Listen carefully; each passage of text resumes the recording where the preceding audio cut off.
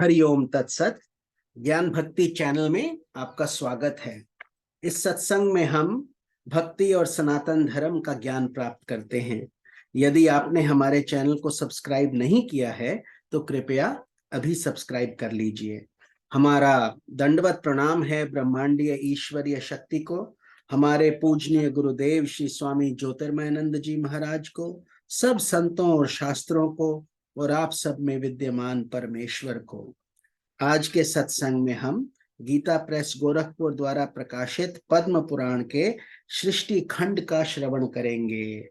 आज का अध्याय है ब्रह्मा जी की आयु तथा युग आदि का कालमान, भगवान वराह द्वारा पृथ्वी का रसातल से उद्धार और ब्रह्मा जी के द्वारा रचे हुए विविध सर्गों का वर्णन।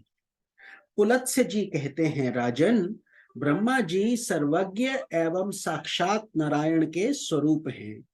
वे उपचार से आरोप द्वारा ही उत्पन्न हुए कहलाते हैं। वास्तव में तो वे नित्य ही हैं। अपने निजी मान से उनकी आयु 100 वर्ष की मानी गई है।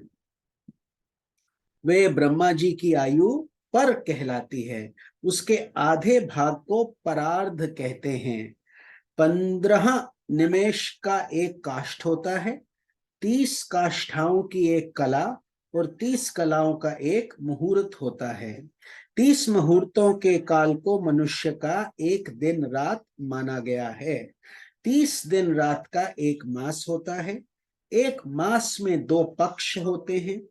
6 महीनों का एक अयन और 2 अयनों का एक वर्ष होता है। अयन 2 हैं, दक्षिणायन और उत्तरायण। दक्षिणायन देवताओं की रात्रि है और उत्तरायण उनका दिन है। देवताओं के 12,000 वर्षों के 4 युग होते हैं, जो क्रमशः सतयुग, त्रेता, द्वापर और कलयुग के नाम से प्रसिद्ध हैं। अब इन युगों का वर्ष विभाग सुनो। पुरातत्व के ज्ञाता विद्वान पुरुष कहते हैं कि सत्य युग आदि का परिमाण क्रमशः 4, 3, 2 और 1000 दिव्य वर्ष हैं। प्रत्येक युग के आरंभ में उतने ही 100 वर्षों की संध्या कही जाती है और युग के अंत में संध्यांश होता है।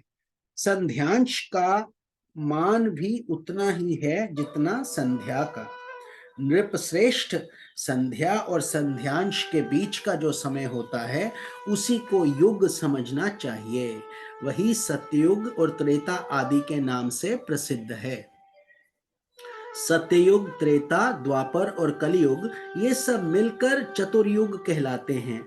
ऐसे 1000 चतुर्युगों को ब्रह्मा का एक दिन कहा जाता है। राजन, ब्रह्मा के एक दिन में 14 मनु होते हैं। उनके समय का परिमाण सुनो। सप्तर्षि, देवता, इंद्र, मनु और मनु के पुत्र ये एक ही समय में उत्पन्न होते हैं तथा अंत में साथ ही साथ इनका संहार भी होता है। 71 चतुर्युग से कुछ अधिक काल का एक मनवंतर होता है। यही मनु और देवताओं का आदि का समय है। इस प्रकार दिव्य वर्ष गणना के अनुसार 8,52,000 वर्षों का एक मनवंतर होता है। महामते, मानव वर्षों से गणना करने पर मनवंतर का कालमान पूरे 30,67,32,000 वर्ष होता है, इससे अधिक नहीं। इस काल को 14 गुना करने पर ब्रह्मा के एक दिन का मान होता है। उसके अंत में नैमित्तिक नाम वाला ब्रह्म प्रलय होता है। उस समय भूरलोक, भुवरलोक और स्वरलोक संपूर्ण त्रिलोकी को दग्ध होने वाली लगती है और महरलोक में निवास करने वाले पुरुष आंच से संतप्त होकर जनलोक में चले जाते हैं। दिन के बराबर ही अपनी रात बीत जाने पर ब्रह्मा जी पुनः संसार की सृष्टि करते हैं। इस प्रकार पक्ष, मास आदि के क्रम से धीरे धीरे ब्रह्मा जी का एक वर्ष व्यतीत होता है तथा इसी क्रम से उनके 100 वर्ष भी पूरे हो जाते हैं। 100 वर्ष ही उन महात्मा की पूरी आयु है। भीष्म जी ने कहा, महामुने, कल्प के आदि में नारायण संज्ञक भगवान ब्रह्मा ने जिस प्रकार संपूर्ण भूतों की सृष्टि की, उसका आप वर्णन कीजिए। पुलत्स्य जी ने कहा, राजन, सबकी उत्पत्ति के कारण और अनादि भगवान ब्रह्मा जी ने जिस प्रकार प्रजा वर्ग की सृष्टि की, वह बताता हूं, सुनो। जब पिछले कल्प का अंत हुआ, उस समय रात्रि में सोकर उठने पर सत्व गुण के उद्रेक से युक्त प्रभु ब्रह्मा जी ने देखा कि संपूर्ण लोक सूना हो रहा है। तब उन्होंने यह जानकर कि पृथ्वी एकार्णव के जल में डूब गई है और इस समय पानी के भीतर ही स्थित है, उसको निकालने की इच्छा से कुछ देर तक विचार किया। फिर वे यज्ञमय वराह का स्वरूप धारण कर जल के भीतर प्रविष्ट हुए। भगवान को पाताल लोक में आया देख पृथ्वी देवी भक्ति से विनम्र हो गई और उनकी स्तुति करने लगी। पृथ्वी बोली, भगवान, आप सर्वभूत स्वरूप परमात्मा हैं, आपको बारंबार नमस्कार है। आप इस पाताल लोक से मेरा उद्धार कीजिए। पूर्व काल में मैं आपसे ही उत्पन्न हुई थी। परमात्मन, आपको नमस्कार है। आप सबके अंतर्यामी हैं, आपको प्रणाम है। प्रधान और व्यक्त आपके ही स्वरूप हैं, काल भी आप ही हैं, आपको नमस्कार है। प्रभो, जगत की सृष्टि आदि के समय आप ही ब्रह्मा, विष्णु और रुद्र रूप धारण करके संपूर्ण भूतों की उत्पत्ति, पालन और संहार करते हैं। यद्यपि आप इन सब से परे हैं। मुमुक्षु पुरुष आपकी आराधना करके मुक्त हो पर ब्रह्म परमात्मा को प्राप्त हो गए हैं। भला आप वासुदेव की आराधना किए बिना कौन मोक्ष पा सकता है? जो मन से ग्रहण करने योग्य, नेत्र आदि इंद्रियों द्वारा अनुभव करने योग्य तथा बुद्धि के द्वारा विचारणीय है, वह सब आप ही का रूप है। नाथ, आप ही मेरे उपादान हैं, आप ही आधार हैं। आपने ही मेरी सृष्टि की है तथा मैं आप ही की शरण में हूं। इसलिए इस जगत के लोग मुझे माधवी कहते हैं। पृथ्वी ने जब इस प्रकार स्तुति की, तब उन परम कांतिमान भगवान धरणीधर ने घर घर स्वर में गर्जना की। सामवेद ही उनकी उस ध्वनि के रूप में प्रकट हुआ। उनके नेत्र खिले हुए कमल के समान शोभा पा रहे थे तथा शरीर कमल के पत्ते के समान श्याम रंग का था। उन महावराह रूपधारी भगवान ने पृथ्वी को अपनी दाढ़ों पर उठा लिया और रसातल से वे ऊपर की ओर उठे। उस समय उनके मुख से निकली हुई सांस के आघात से उछले हुए उस प्रलयकालीन जल ने जनलोक में रहने वाले सनंदन आदि मुनियों को भिगोकर निष्पाप कर दिया। निष्पाप तो वह थे ही, उन्हें और भी पवित्र बना दिया। भगवान महावराह का उदर जल से भीगा हुआ था। जिस समय वे अपने वेदमय शरीर को कपाते हुए पृथ्वी को लेकर उठने लगे, उस समय आकाश में स्थित महर्षि गण उनकी स्तुति करने लगे। ऋषियों ने कहा, जनेश्वरों के भी परमेश्वर केशव, आप सबके प्रभु हैं। गदा, शंख, उत्तम खड्ग और चक्र धारण करने वाले हैं। सृष्टि, पालन और संहार के कारण तथा ईश्वर भी आप ही हैं। जिसे परम पद कहते हैं, वे भी आपसे भिन्न नहीं है। प्रभो, आपका प्रभाव अतुलनीय है। पृथ्वी और आकाश के बीच जितना अंतर है, वे सब आपके ही शरीर से व्याप्त है। इतना ही नहीं, ये संपूर्ण जगत भी आपसे व्याप्त है। भगवान, आप इस विश्व का हित साधन कीजिए। जगदीश्वर, एकमात्र आप ही परमात्मा हैं। आपके सिवा दूसरा कोई नहीं है। आपकी ही महिमा है जिससे ये चराचर जगत व्याप्त हो रहा है। ये सारा जगत ज्ञान स्वरूप है, तो भी अज्ञानी मनुष्य इसे पदार्थ रूप देखते हैं, इसलिए उन्हें संसार समुद्र में भटकना पड़ता है।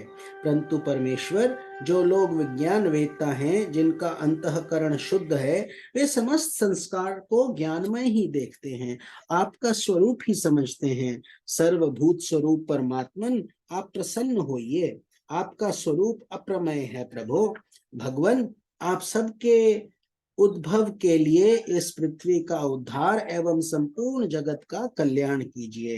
राजन, सनकादि मुनि जब इस प्रकार स्तुति कर रहे थे, उस समय पृथ्वी को धारण करने वाले परमात्मा महावरा शीघ्र ही इस वसुंधरा को ऊपर उठा ले आए और उसे महासागर के जल पर स्थापित किया। उस जल राशि के ऊपर यह पृथ्वी एक बहुत बड़ी नौका की भांति स्थित हुई।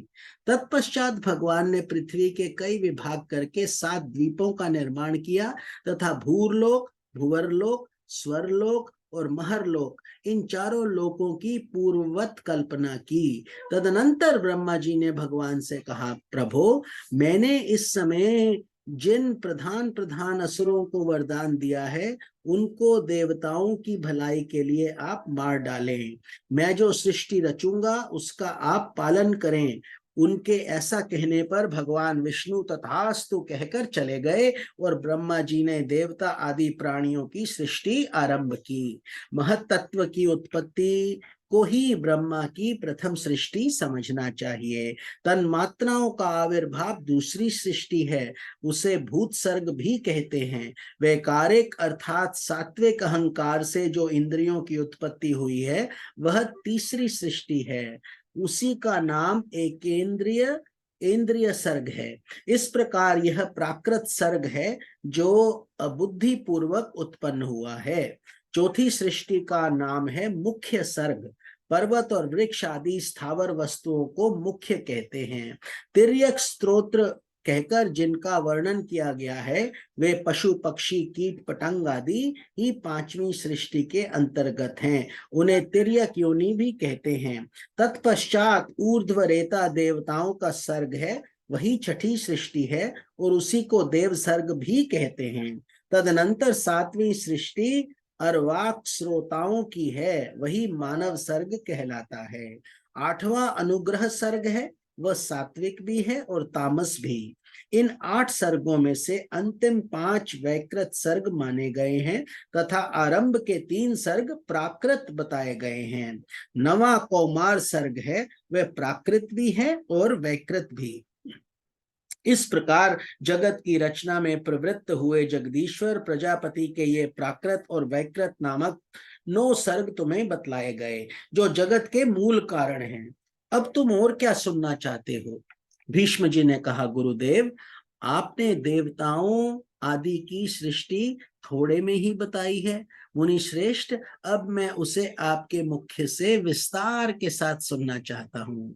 तो पुलत्स्य जी ने कहा, राजन, संपूर्ण प्रजा अपने पूर्वकृत शुभाशुभ कर्मों से प्रभावित रहती है।